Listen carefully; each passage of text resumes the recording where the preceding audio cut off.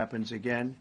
The FAA and the NTSB and the U.S. military will be carrying out a systematic and comprehensive investigation. Our new Secretary of Transportation, Sean Duffy, his second day on the job when that happened. It's a rough one. We'll be working tirelessly. He's a great gentleman. The whole group these are great people, and they are working tirelessly to figure out exactly what happened. We will state certain opinions, however. I'm also immediately appointing an acting commissioner to the FAA, Christopher Rocheleau, a 22-year veteran of the agency, highly respected. Christopher, thank you very much. Appreciate it. We must have only the highest standards for those who work in our aviation system. I changed the Obama standards from very mediocre at best to extraordinary. You remember that. Only the highest aptitude, they have to be the highest intellect and psychologically superior people were allowed to qualify for air traffic controllers. That was not so prior to getting there. When I arrived in 2016, I made that change very early on because I always felt this was a job that, and other jobs too, but this was a job that had to be superior intelligence, and we didn't really have that, and we had it. And then when I left office and Biden took over, he changed them back to lower than ever before. I put safety first. Obama, Biden, and the Democrats put policy first. And they put politics at a level that nobody's ever seen, because this was the lowest level. Their policy was horrible, and their politics was even worse. So as you know, last week, long before the crash, I signed an executive order restoring our highest standards for air traffic controllers and other important jobs throughout the country. So it was very interesting.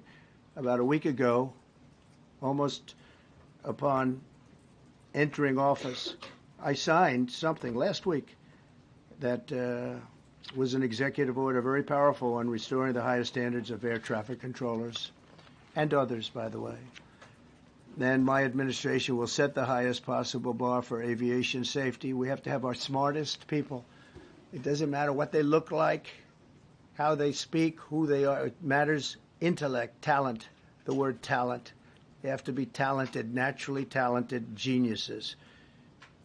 You can't have regular people doing that job. They won't be able to do it.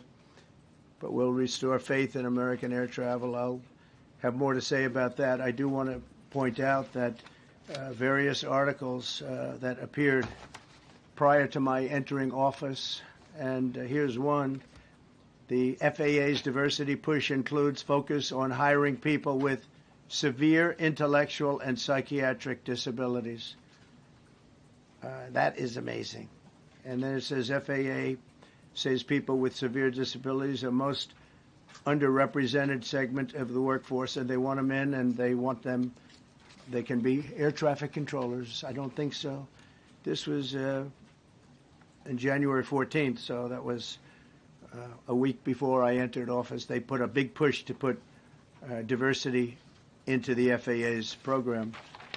Then another article, the Federal Aviation Administration, this was before I got to office, recently, second term. The FAA is actively recruiting workers who suffer severe intellectual disabilities, psychiatric problems, and other mental and physical conditions under a diversity and inclusion hiring initiative spelled out on the agency's website. Can you imagine? These are people that are, I mean, actually their lives are shortened because of the stress that they have. Brilliant people have to be in those positions, and their lives are actually shortened, very substantially shortened, because of the stress, where you have many, many planes coming into one target, and you need a very special talent and a very special genius to be able to do it. Targeted disabilities are those disabilities that the federal government, as a matter of policy, has identified for special emphasis in recruitment and hiring. The FAA's website states they include hearing, vision, missing extremities, partial paralysis, complete paralysis, epilepsy, severe intellectual disability, psychiatric disability, and dwarfism all qualify for the position of a controller of airplanes pouring into our country, pouring into a little spot, a little dot on the map, a little runway.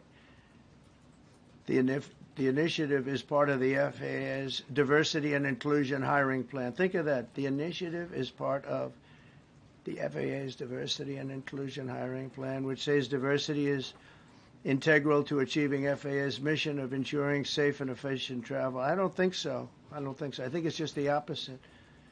The FAA website shows that the agency's guidance on diversity hiring were last updated on March 23rd of 22. They wanted to make it even more so.